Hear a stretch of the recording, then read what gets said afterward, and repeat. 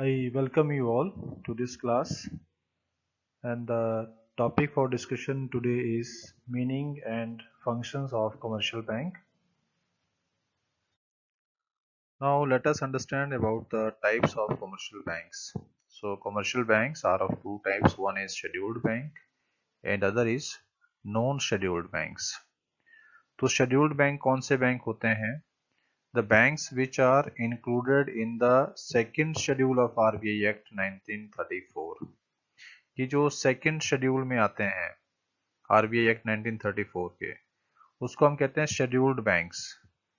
और non scheduled banks कौन से होते हैं? जो इस शेड्यूल के अंडर नहीं आते हैं, that is called non scheduled banks. तो जो शेड्यूल्ड बैंक्स हैं ये कितने टाइप के होते हैं, let us understand about it.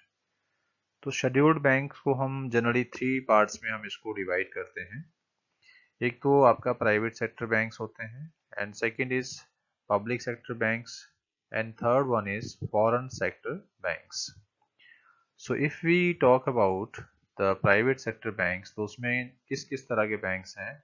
जैसे आईसीआईसी है, एचडीएफसी है, आईडीबीआई बैंक है, जो प्राइवेट ऑर्गेनाइजेशंस के द्वारा मैनेज किए जाते हैं, जिसके ऊपर ऑनरशिप प्राइवेट सेक्टर का होता है। एंड उसके बाद जैसे फॉरेन सेक्टर बैंक्स की अगर मैं बात करूं, तो इसमें फॉरेन सेक्टर बैंक्स में जैसे बहुत सारे बैंक हैं फॉरेन कंट्रीज के, जो इंडिया में ग्लोबलाइजेशन के बाद जो है जिन्होंने वर्किंग करना शुरू किया। और उसमें कुछ एक एग्जांपल्स हम मैं यहाँ कोट कर रहा हूँ। जैसे अमेरिकन एक्सप्रेस बैंक है, वो एक फॉरेनर्स बैंक है। इसी तरह से स्टैंडर्ड चार्टर्ड बैंक है। ये और भी बहुत सारे बैंक्स हैं जो एक तरह से फॉरेन बैंक्स हैं लेकिन इंडिया में ऑपरेट कर रहे हैं। और अगर हम पब्लिक सेक्टर बैंक्स की बात करें तो उसको हम दो हिस्सों में डिवाइड करते हैं फर्दर। एक तो SBI and it's subsidiaries banks जो आते हैं, एसबीआई और उसका जो ग्रुप है, एक तरह से जो एसबीआई का ग्रुप है, सब्सिडरीज बैंक हैं, वो उसके अंदर आते हैं। और दूसरे में कौन से आते हैं? जो अदर नेशनलाइज्ड बैंक्स हैं, other than SBI and it's subsidiaries, जिसमें जैसे पीएनबी है, कैनरा बैंक है, या बैंक ऑफ इंडिया है। इस तरह के जो बैंक्स हैं वो सब के सब एक तरह से आपके पब्लिक सेक्टर के अदर नेशनलाइज्ड बैंक्स में काउंट होते हैं। जैसा आप इस स्लाइड में देख पा रहे हैं, यहाँ पर अलग अलग तरह के जो कमर्शियल बैंक है उसके लोगोज यहाँ दिख रहे हैं। जैसे एक्सिस बैंक है या बैंक ऑफ इंडिया है, इसी तरह से बैंक ऑफ बड़ौदा है, कैनरा बैंक है, सेंट्रल बैंक ऑफ इंडिया है, आईसीआईसी बैंक है, एचडीएफसी है, इंडियन ओवरसीज बैंक है, या पंजाब नेशनल बैंक है, स्टेट बैंक ऑफ इंडिया है। ये सभी बैंक्स जो हैं एक तरह के एग्जाम्पल हैं कमर्शियल बैंक के।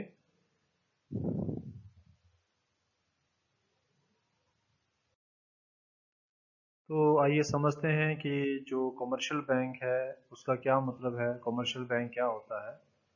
सो कमर्शियल बैंक को पहचानने के लिए हमें इसको जो इसकी फीचर्स हैं उसको समझना ज़रूरी है। तो जैसे कमर्शियल बैंक क्या है कि कमर्शियल बैंक एक फाइनेंशियल इंस्टीट्यूशन है जो कुछ स्पेसिफिक काम करती है, which perform the functions of what. कौन कौन से फंक्शंस करते हैं बैंक? एक्सेप्टिंग डिपॉजिट्स, कि लोगों के पास जो पैसा है उसको जमा करते हैं अपने पास, उस पैसे को एज डिपॉजिट्स वो एक्सेप्ट करते हैं। एंड ग्रांटिंग लोन्स, उसके बाद जो नीडी कस्टमर्स हैं उनको लोन भी दिया जाता है बैंक के द्वारा। और उसके बाद है कि making investment with the aim of earning profits, कि बैंक जो है इसका मेन एम क्या होता है? प्रॉफिट्स अर्न करना। बैंकिंग में नो डाउट कुछ सोशल सर्विसेज भी प्रोवाइड की जाती हैं, सोशल बेनिफिट्स के लिए भी बैंक काम करता है, लेकिन प्राइमरी मोटिव हर बैंक का क्या होता है? प्रॉफिट्स को मैक्सिमाइज करना। तो जैसे यहाँ पर कुछ एग्जांपल्स दिए गए हैं कमर्शियल बैंक्स के, चाहे वो एसबीआई बैंक है, एचडीएफसी है, आईसीआईसी है, पीएनबी है, या कैनरा बैंक है। तो ये सभी तरह के जो बैंक्स हैं ये सब क्या हैं? कमर्शियल बैंक्स इनको हम कहते हैं। अच्छा, इन बैंक्स का जो मेन मोटिव होता है, जैसा अभी मैंने आपको बताया, वो क्या होता है? To earn profits. तो ये जो बैंक होते हैं इनका मेन मोटिव क्या होता है? To earn profits. ये आपको ध्यान रखना है कि बैंक्स का मेन जो उद्देश्य होता है वो लाभ कमाना होता है, और लाभ कमाने के लिए बैंक क्या करता है, it offers variety of services to the customers. तो ये बैंक क्या करता है कि कस्टमर्स को वैरायटी ऑफ सर्विसेज देता है, बहुत तरह की सर्विसेज जो है वो बैंक कस्टमर्स को प्रोवाइड करता है।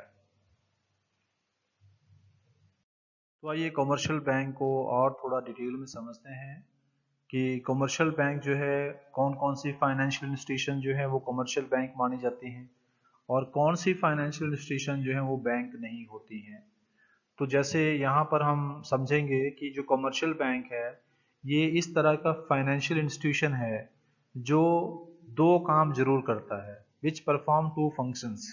ये बहुत जरूरी हैं, और इन फंक्शन में पहला फंक्शन क्या है, एक्सेप्टिंग डिपॉजिट्स फ्रॉम पीपल।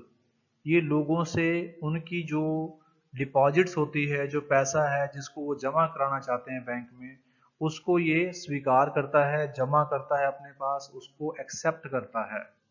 और दूसरा काम क्या करता है commercial bank, it offers loans to the customers, कि ये कस्टमर को तरह तरह के लोन जो है वो प्रोवाइड करता है। तो जो भी फाइनेंशियल इंस्टीट्यूशन इन दोनों काम को करती है वो कमर्शियल बैंक माना जाता है। तो एक बार मैं फिर से इसको सम अप कर रहा हूं कि ये commercial bank is a financial institution which perform two functions, this is mandatory, ये जरूरी है करना। और ये कौन कौन से फंक्शन है, first is accepting deposits of the customers, कि जो भी कस्टमर हैं बैंक के उनकी डिपॉजिट्स को ये अपने पास एक्सेप्ट करता है, जमा करता है। और दूसरा क्या है, offers loans to the customers for the purpose of consumption or investment or any other sort of loans are there। तो हर वो फाइनेंशियल इंस्टीट्यूशन जो इन दोनों काम को करती है उसको हम कमर्शियल बैंक कहते हैं। कुछ फाइनेंशियल इंस्टीट्यूशन आपको ऐसे भी देखने को मिलती हैं कि जो दोनों काम में से कोई ना कोई एक काम नहीं करती है। हालांकि फाइनेंशियल इंस्टीट्यूशन तो है लेकिन इन दोनों में से एक ही काम करती है, तो उसको आप कमर्शियल बैंक नहीं कह सकते। जैसे फॉर एग्जांपल अगर मैं यहाँ पर ये बात करूँ पोस्ट ऑफिसेस की, तो जो पोस्ट ऑफिसेस हैं वो कस्टमर्स का पैसा जमा तो करते हैं अपने पास, स्वीकार करते हैं। जैसे अगर आप सेविंग अकाउंट खोलते हो पोस्ट ऑफिस के अंदर तो वो पैसा आपका जमा होता है पोस्ट ऑफिस के अंदर, and as per rule regulation आपको उसके ऊपर कुछ ब्याज भी मिलता है। लेकिन जो पोस्ट ऑफिस हैं वो कस्टमर्स को पैसा लोन नहीं देते हैं, they do not lend money to the customers. तो ये पोस्ट ऑफिस जो होते हैं ये एक ही काम करते हैं, they accept the deposits of the customers but they don't provide the loans, that's why post office are not commercial banks. Similarly अगर हम LIC की बात करें या UTI की बात करें तो ये भी बैंक नहीं है, क्योंकि ये लोन तो देते हैं। जैसे LIC है, LIC आपको लोन देती है, हाउसिंग लोन ले लीजिए आप, किसी या किसी और पर्पस के लिए लोन ले लीजिए। इस तरह UTI है वो भी लोन देता है, लेकिन लोन तो देता है ये दोनों institutions, but they do not accept the deposits of customers. आप LIC के पास अपनी जो डिपॉजिट्स है उसको एक्सेप्ट नहीं करवा सकते हो, वो जमा नहीं करेगा LIC कुछ प्लान है उसकी किस्त जमा कराएंगे तो वो करेगा, किस्त तो जमा करेगा, लेकिन आपकी जो एक तरह से सेविंग अकाउंट में जो आप डिपॉजिट डालते हैं बैंक में, या जिस तरह की फैसिलिटीज आपको पैसा जमा कराने की या निकालने की बैंक से मिलती है उस तरह की आपको LIC प्रोवाइड नहीं करता है। दैट्स वाई वी से कि ना तो पोस्ट ऑफिस ही जो है, ना तो पोस्ट ऑफिस ही आपका बैंक है और ना ही LIC बैंक है।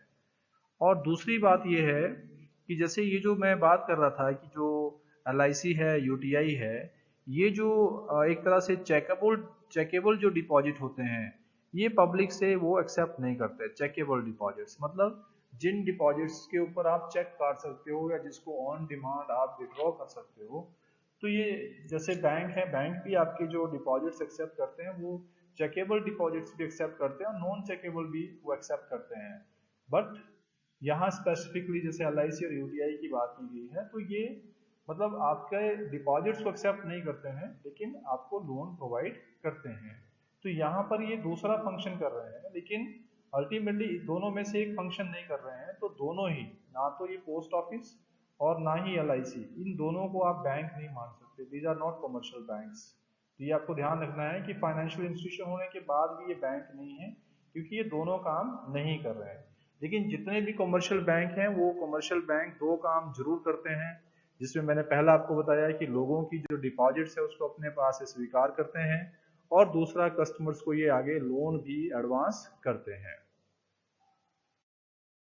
तो जैसा हमने अभी डिस्कस किया था कि कमर्शियल जो बैंक्स हैं उनका मेन मोटिव क्या होता है, प्रॉफिट कमाना होता है।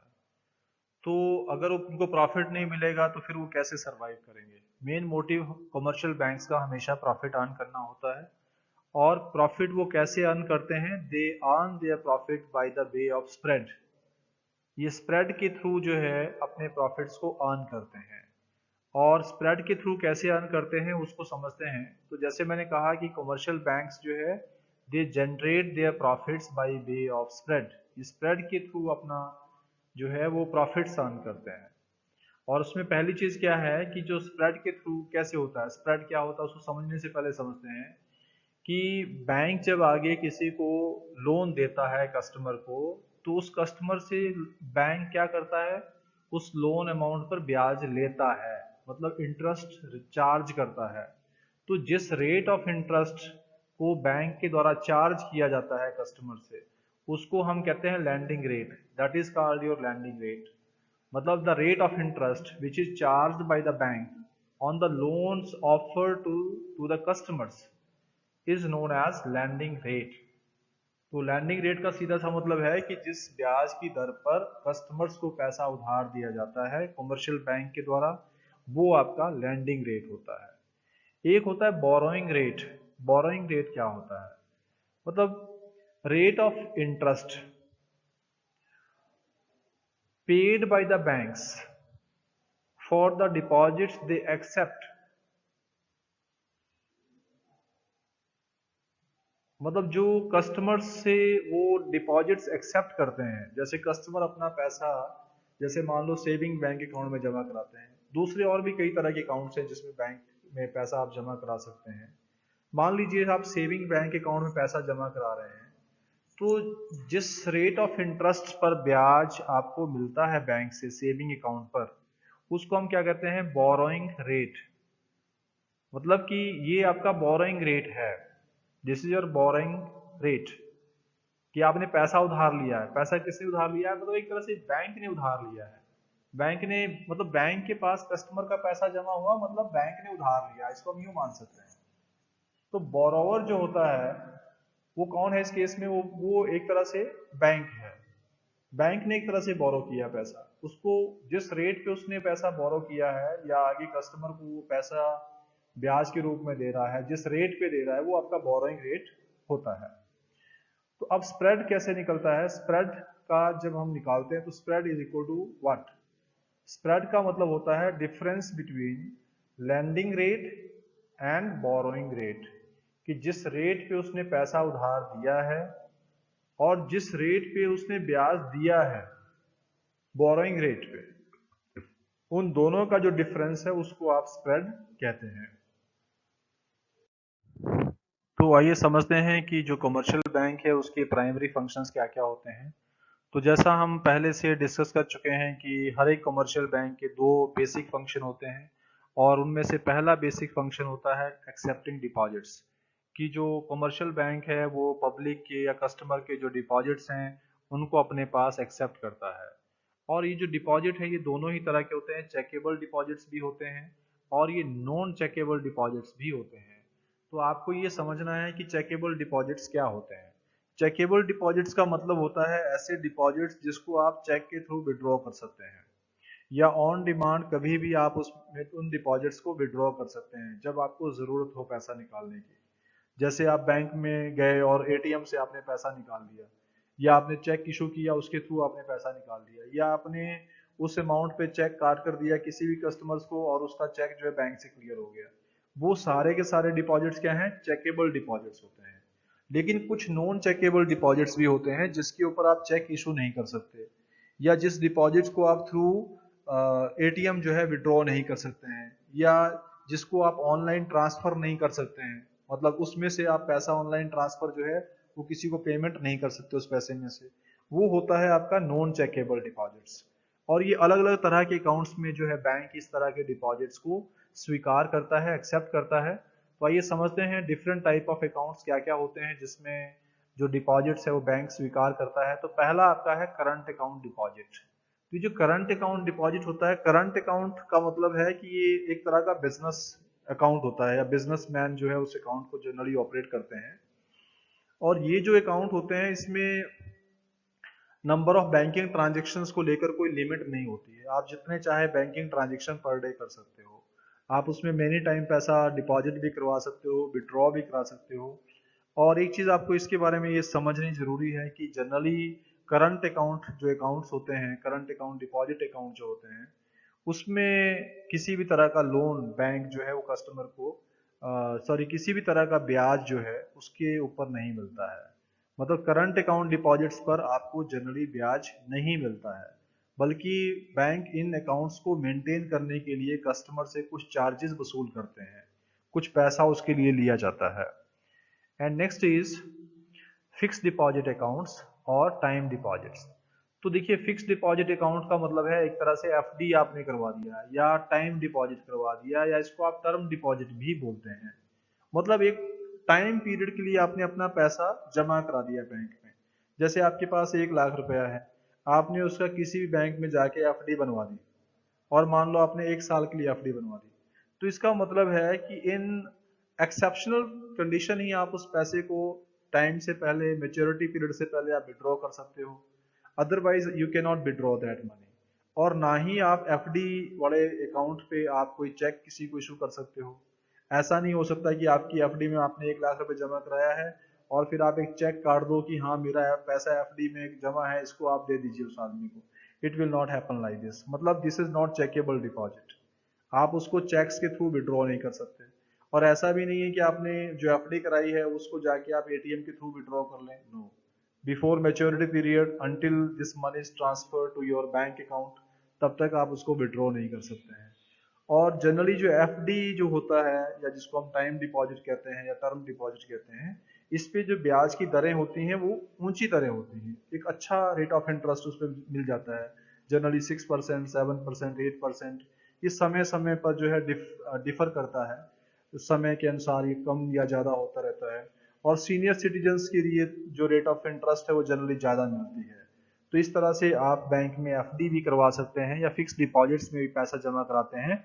और आपको ये ध्यान रखना है कि जो फिक्स डिपॉजिट्स में पैसा जमा कराते हैं वो डिपॉजिट्स एक तरह के नॉन चेकेबल डिपॉजिट्स जो हैं वो आपके होते हैं, उनके ऊपर आप चेक इशू नहीं कर सकते। अगला आपका जो अकाउंट है वो है सेविंग डिपॉजिट्स अकाउंट। तो सेविंग डिपॉजिट्स अकाउंट क्या होता है कि जो सेविंग अकाउंट आप खोलते हैं बैंक में, कि आपके पास सेविंग है और उन सेविंग के लिए आप अकाउंट खोल रहे हो। वो सेविंग कम भी हो सकती है, थोड़ा अमाउंट भी हो सकता है, बड़ा अमाउंट भी हो सकता है। और सेविंग जो अकाउंट होता है उसकी एक लिमिटेशन ये होती है कि सेविंग अकाउंट में नंबर ऑफ ट्रांजेक्शन लिमिटेड होते हैं। ऐसा नहीं है कि आप अनलिमिटेड ट्रांजेक्शन उसमें करेंगे, कि आप जितना चाहे जितनी बार पैसा जमा करा लें या जितनी बार चाहे आप वहां से पैसा विड्रॉ करें, ऐसा नहीं होगा। मतलब सेविंग बैंक अकाउंट की लिमिट्स हैं, कि एक लिमिट तक ही आप उसमें जो है सेविंग अकाउंट को ऑपरेट कर सकते हैं, या सेविंग अकाउंट में आप ट्रांजेक्शन जो करेंगे वो लिमिटेड ट्रांजेक्शन आप करेंगे, उसमें अनलिमिटेड ट्रांजेक्शन आप नहीं कर सकते हैं। और दूसरी बात यह है कि सेविंग अकाउंट के ऊपर जो रेट ऑफ इंटरेस्ट है वो जनरली कम होता है, यही 3 to 4% के बीच में। और अभी आज की डेट में तो ये 3% से भी थोड़ा नीचे आ गया है। तो सेविंग डिपॉजिट्स में जनरली आपको जो रेट ऑफ इंटरेस्ट मिलता है वो कम मिलता है। सो तो जैसा आप इस स्लाइड में देख रहे हैं, यहाँ पे आपको दो तरह के फंक्शन बैंक के द्वारा करते हुए बैंक में ये आपको नज़र आ रहे हैं। जैसे आप देख रहे हैं कि यहाँ पर जो है इस पिक्चर में अगर आप देखेंगे तो बहुत सारे लोग जो है वो लाइन लगाकर बाहर जो है खड़े हैं बैंक के बाहर। हो सकता है ये उस समय डीमोनेटाइजेशन का कोई पिक्चर हो, कि जब डीमोनेटाइजेशन हुआ था बैंक्स में तो उस समय लोग लाइनों में बाहर खड़े होते थे पैसा निकालने के लिए एटीएम से। या जनरली हम देखते हैं कि जो एक तरह सरकारी बैंक है, क्योंकि जो प्राइवेट बैंक है उसकी जो टर्म्स एंड कंडीशन है वो थोड़ी अलग होती हैं। तो वहाँ हर किसी का बैंक अकाउंट जो है वो नहीं खुलता है, या जनरली बहुत सारे गरीब लोग जो हैं वहाँ पर अपना अकाउंट नहीं खोल पाते हैं क्योंकि उनका मिनिमम बैलेंस थोड़ा ज़्यादा होता है। लेकिन जो सरकारी बैंक है वो जनरली हर तरह के वर्ग के लोगों के लिए होते हैं, तो सरकारी बैंकों में भीड़ थोड़ी ज़्यादा होती है और वहाँ स्टाफ भी लिमिटेड रहता है। तो जैसे आप देख पा रहे हैं, ये जो पिक्चर है इसमें शायद यहाँ पर वर्कलोड ज़्यादा होने की वजह से ये कस्टमर खड़े हैं, उनको अपना कोई भी काम करवाना है, हो सकता है वो अपना पैसा जमा कराने आए हों या डिपॉजिट करवाने आए हों या पैसा विड्रॉ करने आए हों। इसी तरह से जैसे आप देख रहे हैं कि बैंकिंग एम्प्लॉई है अंदर, वो कस्टमर्स को डील कर रहे हैं। तो ये दो तरह की जो चीज़ें, जो पिक्चर्स हैं वो आपको दिखा रही है कि ये एक तरह से जो इसमें पहला फंक्शन एक्सेप्टिंग डिपॉजिट वाला, तो वो या विड्रॉल ऑफ मनी जो है ये यहाँ पर कस्टमर करते हुए नजर आ रहे हैं। और जैसे आप दूसरी स्लाइड्स में देख रहे हैं, यहाँ पर्सनल लोन, कार लोन्स या फिर बिजनेस लोन्स या फिर आपके होम लोन्स, इस तरह के लोन्स जो हैं वो उसके बारे में बैंक डील कर रहा है कस्टमर्स के साथ, या और भी वैरायटी ऑफ लोन्स होते हैं। तो एक तरह से ये जो स्लाइड है आपको शो कर रही है कि किस तरह से बैंकिंग के जो प्राइमरी फंक्शंस हैं वो बैंक के द्वारा ऑपरेट किए जाते हैं या कौन कौन सी चीजें उसके अंदर आती हैं। So let us understand about the primary functions of commercial bank। कि प्राइमरी फंक्शंस में हम लोग डिस्कस कर रहे थे। फर्स्ट हमने डिस्कस किया एक्सेप्टिंग डिपॉजिट्स और दूसरा है एडवांसिंग लोन्स। तो यहाँ एडवांसिंग लोन्स का मतलब है कि जो बैंक्स हैं वो अपने कस्टमर को डिफरेंट टाइप ऑफ लोन्स आगे ऑफर करते हैं, चाहे वो कंजम्पशन के लिए लोन हो चाहे इन्वेस्टमेंट के लिए हो। Different type of loans are offer to the customers. और जनरली जो लोन्स होते हैं these are offered against collateral, कि बैंक्स के द्वारा कोई ना कोई कोलेट्रल लिया जाता है, कोई ना कोई चीज़ गिरवी रखी जाती है कस्टमर के द्वारा सिक्योरिटी फॉर्म में, ताकि अगर कस्टमर उस पैसे को वापस ना कर पाए तो जो बैंक है उस एसेट को बेचकर जो है उस पैसे को रिकवर कर सकता है। उसको हम सिक्योर्ड लोन बोलते हैं। और कुछ लोन्स अनसिक्योर्ड भी होते हैं जिसके अगेंस्ट कोई कोलेट्रल नहीं होता है। तो तरह तरह के लोन्स जो हैं वो बैंक आगे कस्टमर्स को ऑफर करता है क्योंकि उससे बैंक को प्रॉफिट भी अर्न करना होता है। तो इन्वेस्टमेंट लोन आप सभी जानते हैं कि वो इन्वेस्टमेंट पर्पस के लिए है, जिससे प्रोडक्शन एक्टिविटीज़ में काम होना है।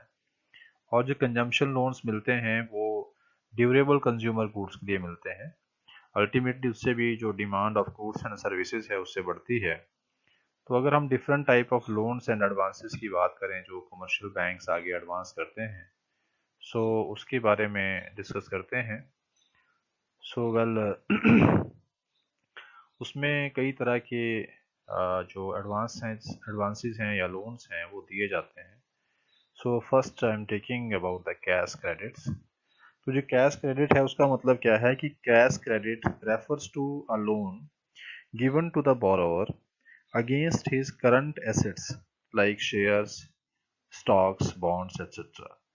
मतलब कि बोरोवर को ये जो लोन है ये तब मिलता है जब वो अपना कोई करंट एसेट जो है, शेयर, स्टॉक्स या बॉन्ड्स, ये ऑफर करता है बैंक को। और उसमें क्या होता है कि एक क्रेडिट लिमिट जो है वो सैंक्शन कर देता है बैंक इन एसेट्स के हिसाब से, इनके अमाउंट के हिसाब से। और फिर वो जो अमाउंट है वो उस कस्टमर के अकाउंट में क्रेडिट कर दिया जाता है।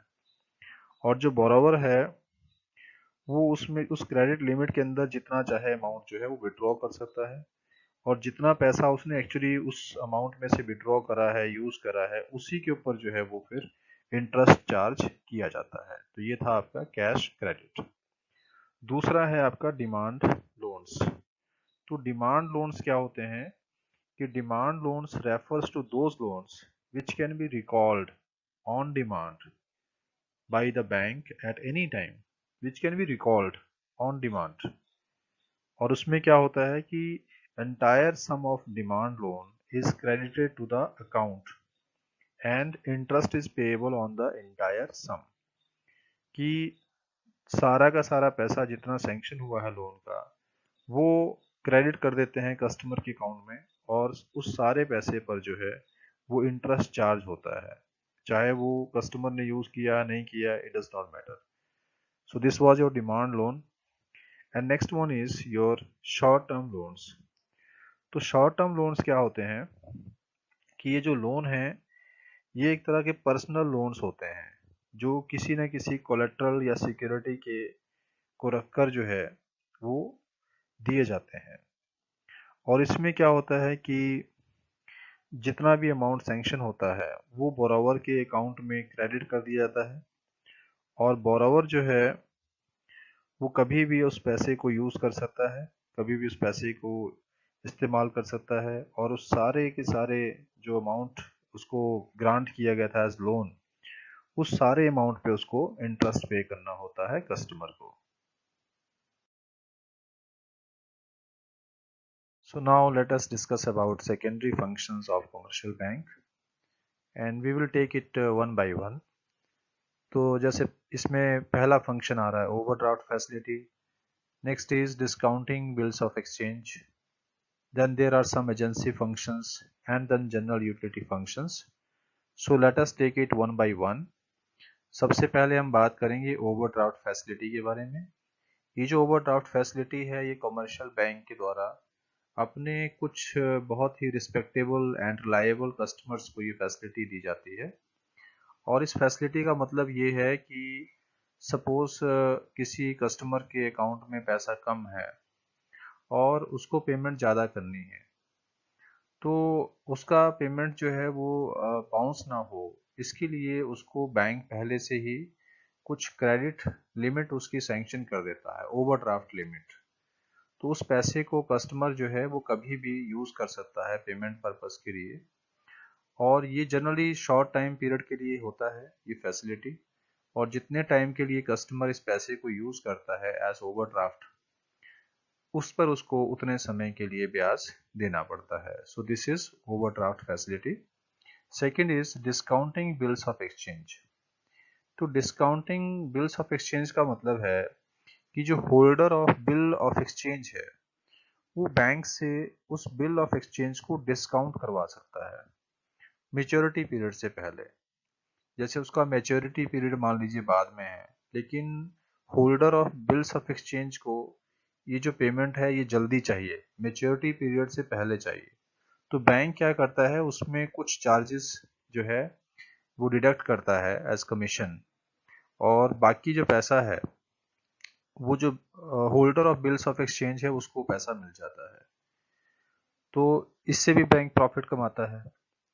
और दूसरी बात है कि जितने भी अमाउंट का वो बिल्स ऑफ एक्सचेंज था वो मेच्योरिटी पीरियड पर जो है वो उस आदमी से कैश करता है उसको जिसने उस बिल ऑफ एक्सचेंज को एक्सेप्ट किया था। So this is discounting bills of exchange. Next functions are agency functions and then general utility functions. तो इन दोनों ही फंक्शंस को हम डिटेल में नेक्स्ट स्लाइड में डिस्कस कर रहे हैं।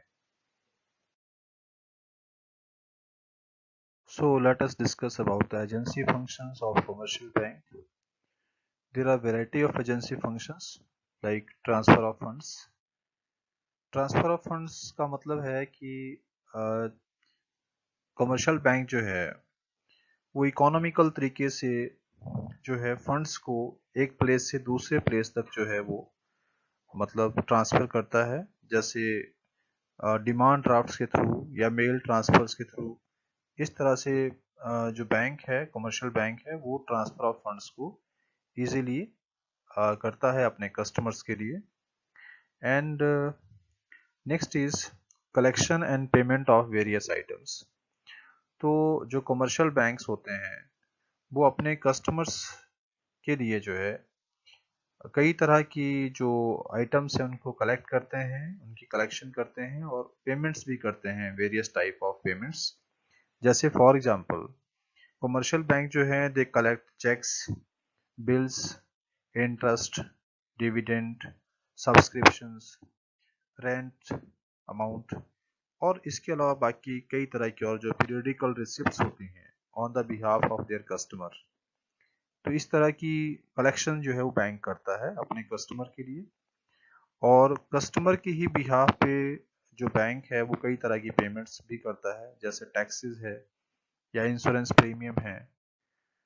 तो ये जो कस्टमर की इंस्टेंट की जो स्टैंडिंग इंस्ट्रक्शंस होती हैं उसके आधार पर ही बैंक ये फंक्शंस ऑपरेट करता है।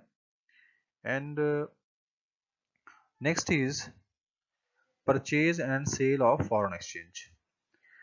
तो जो कमर्शियल बैंक्स हैं, कुछ कमर्शियल बैंक्स को सेंट्रल बैंक ने ऑथोराइज्ड किया होता है कि वो फॉरेन एक्सचेंज में डील कर सकते हैं। तो ये जो कमर्शियल बैंक हैं, they buy and sell foreign exchange on behalf of their customers. तो कमर्शियल बैंक जो है अपने कस्टमर के बिहाफ पे फॉरेन एक्सचेंज को खरीदते भी हैं और बेचते भी हैं, and help them in promoting international trade. तो इस तरह से वो इंटरनेशनल ट्रेड को प्रमोट करने में भी मदद करते हैं। So next is purchase and sale of securities. तो कस्टमर के बिहाफ पर ही जो कमर्शियल बैंक्स हैं वो तरह तरह के स्टॉक्स या शेयर्स को जो है, जो कि प्राइवेट कंपनीज के हों चाहे गवर्नमेंट सिक्योरिटीज के हों, उनको कस्टमर के बिहाफ पे जो है वो खरीदता है या बेचता है। तो कमर्शियल बैंक जो है वो तरह तरह के स्टॉक्स या सिक्योरिटीज को, चाहे वो गवर्नमेंट की हो चाहे वो प्राइवेट सेक्टर की हो, उनको कस्टमर के बिहाफ पे खरीदता और बेचता है ताकि कस्टमर को उसका बेनिफिट प्राप्त हो। And next point is income tax consultancy. तो जो कमर्शियल बैंक्स हैं वो अपने कस्टमर को इनकम टैक्स की कंसल्टेंसी भी प्रोवाइड करते हैं, और कई बार तो उनको वो कस्टमर्स को इनकम टैक्स रिटर्न्स भरने में भी जो है वो मदद प्रोवाइड करते हैं। And next one is trustee and executor. Trustee and executor, trustee and executor का मतलब क्या है कि जो कमर्शियल बैंक है वो अपने कस्टमर की जो विल होती है उसको प्रिजर्व करता है, उसको अपने पास रखता है, और एक तरह से कस्टमर के लिए वो ट्रस्टी का काम करता है, उसकी विल का ट्रस्टी वो होता है। और फिर उस कस्टमर की डेथ के बाद जो है उसकी विल को वो एग्जीक्यूट भी करता है। तो इस तरह से जो कमर्शियल बैंक हैं वो किसी कस्टमर की विल के लिए ट्रस्टी भी होते हैं और उसके एग्जीक्यूटर भी होते हैं। Next is letter of reference. तो लेटर ऑफ रेफरेंस का क्या मतलब है कि जो बैंक होते हैं commercial bank, they give information about the financial position or economic position of their customers to traders। Letter of reference का मतलब है कि जो बैंक होते हैं वो अपने कस्टमर की जो फाइनेंशियल जो पोजीशन है उसको ट्रेडर्स को शेयर करते हैं, और सिमिलरली जो इंफॉर्मेशन अबाउट ट्रेडर्स होती है वो अपने कस्टमर्स को जो है वो प्रोवाइड करते हैं। So these were the agency functions of the commercial banks. So now let us discuss about the general utility functions of commercial bank. And in general utility functions, we will take these functions one by one. First of all, there is a locker facility. तो जो commercial bank है वो अपने customers को locker facility provide करता है ताकि customer जो है अपनी वैल्यूएबल आर्टिकल्स को इन लॉकर्स में जो है वो सेफली रख सके। तो इस तरह से ये बैंक लॉकर फैसिलिटी जो है वो कस्टमर्स को प्रोवाइड करता है। Next is travellers cheque. तो ट्रैवलर्स चेक जो है कमर्शियल बैंक जो है वो अपने कस्टमर्स को ट्रैवलर चेक्स इशू करता है ताकि ट्रैवलिंग के दौरान या जर्नी के दौरान उनको किसी भी तरह का जो हार्ड कैश है उसको ले जाने की जरूरत ना पड़े, मतलब क्योंकि उसमें रिस्क रहता है। तो to avoid the risk of taking cash during the journey, उस समय जो कमर्शियल बैंक है वो अपने कस्टमर्स को ट्रैवलर्स चेक जो है वो इशू करते हैं। And next is letter of credit. तो लेटर ऑफ क्रेडिट जो है उसका क्या मतलब है? They also issue letter of credit to their customers to certify their creditworthiness. मतलब कि उनकी क्रेडिट वर्दीनेस को प्रूव करने के लिए या कस्टमर्स आर क्रेडिट वर्दी, उसके लिए एक तरह से लेटर ऑफ क्रेडिट जो है वो इशू किया जाता है कस्टमर्स को। And next is underwriting of securities. तो जो कमर्शियल बैंक हैं वो अंडरराइटिंग ऑफ सिक्योरिटीज को भी अंडरटेक करते हैं, मतलब उसको भी वो फंक्शन को परफॉर्म करते हैं। And the last one is collection of statistics.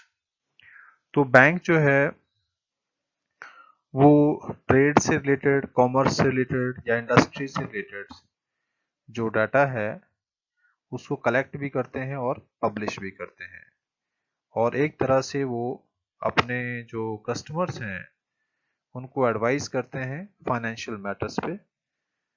So this is your collection of statistics.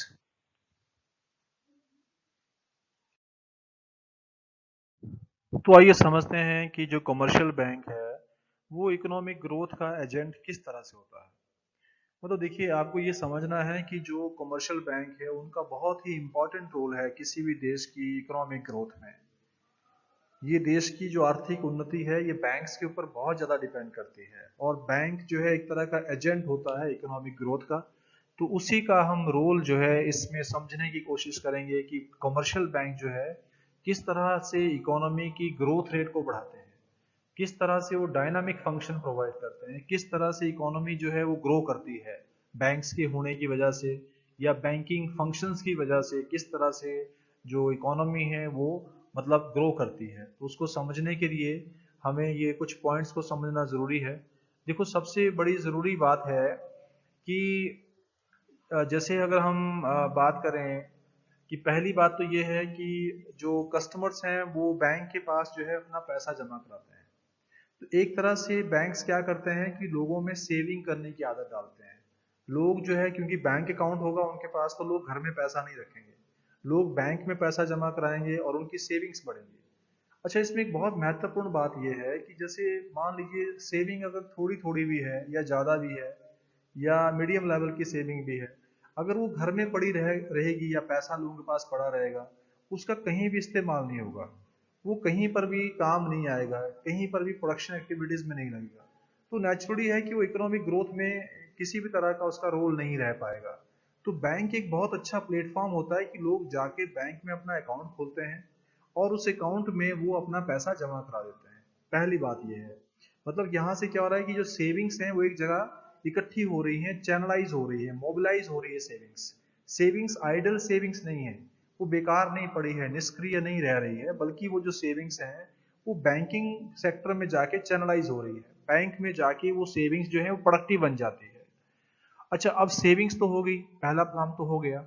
मतलब देश के अंदर जो पैसा है वो काफी सारा पैसा पड़ा हुआ है, और मान लो वो सबके पास थोड़ा थोड़ा करके पैसा पड़ा है सेविंग्स में। लेकिन उसके लिए जो है बैंक अगर मान लो नहीं है तो लोग बैंक में पैसा नहीं जमा कराएंगे, और जब बैंक में पैसा जमा नहीं होगा तो फिर आगे लोन कैसे मिलेंगे लोगों को, लोग आगे प्रोडक्टिव काम कैसे करेंगे। तो घर में अगर पैसा पड़ा रहेगा तो वो बेकार रहेगा, उसके ऊपर कोई ब्याज भी नहीं मिलेगा, मोर ओवर वो प्रोडक्टिव पर्पज के लिए यूज नहीं होगा। तो ये सबसे बड़ा बेनिफिट है कि कमर्शियल बैंक के थ्रू लोग अपना पैसा जमा कराते हैं, और उससे लोगों में एक तरह सेविंग की भी आदत पड़ती है, और जो सेविंग्स होती हैं वो मोबिलाइज भी होती हैं। दूसरी चीज है कि अब बैंक आगे क्या करता है, उसी पैसे में से कस्टमर्स को लोन देता है। अब जब बैंक लोन देता है तो वो डिफरेंट टाइप ऑफ लोन्स होते हैं।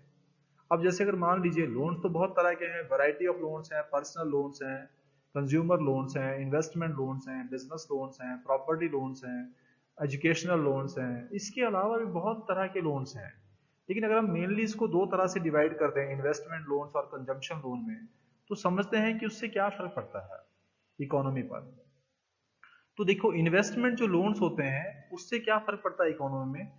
Investment loans contributes to the increase of what supply of goods and services in the economy।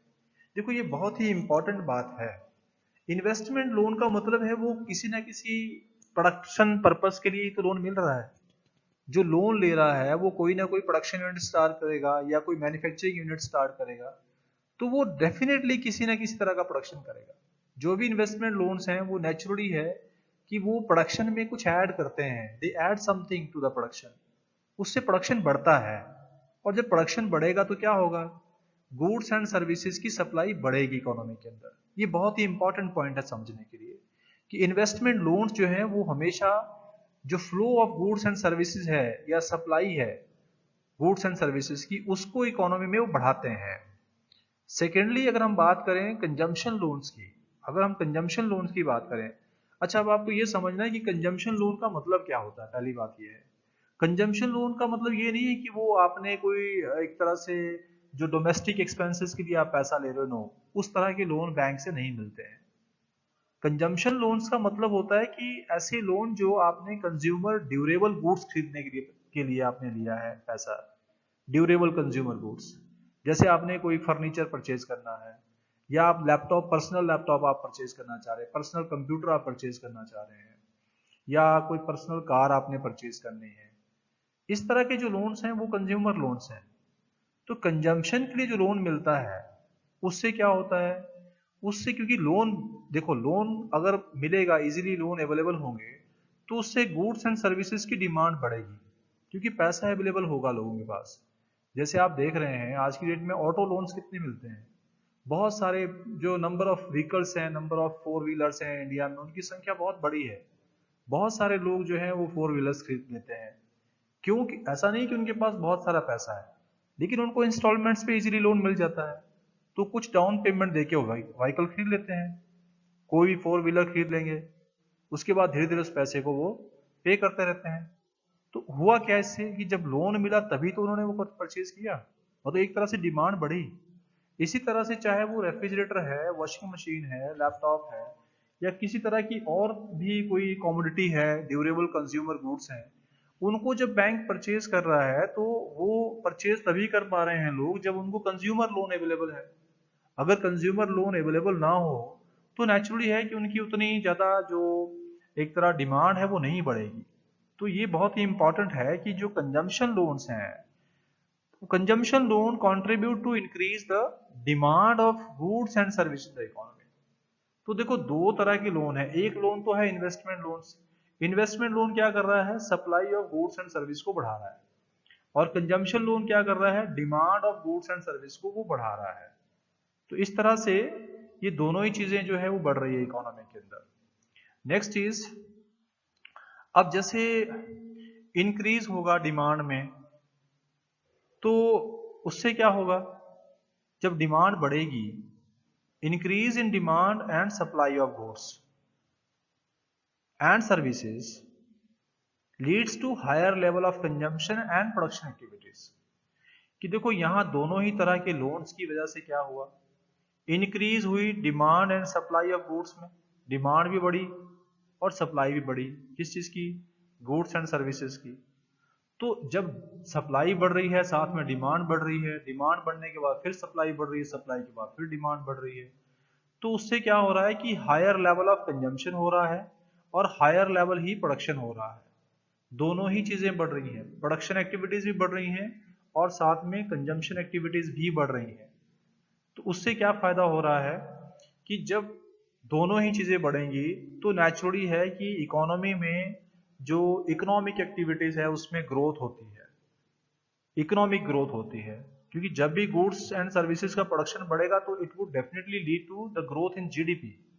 वो आपका जीडीपी बढ़ेगा, इकोनॉमिक ग्रोथ होगा उसके अंदर।